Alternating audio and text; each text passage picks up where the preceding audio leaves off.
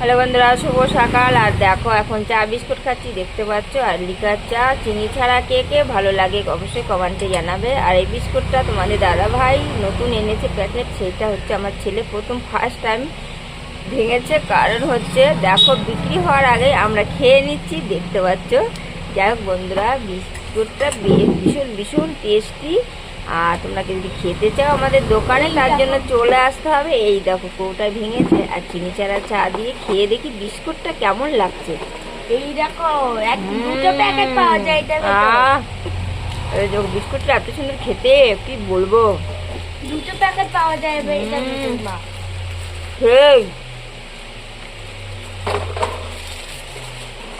সকালে চাটা আমার ছেলে করে দিয়েছে। আমার ছেলে আমি চা এখন খাচ্ছি, দোকান খুলে দিয়েছি।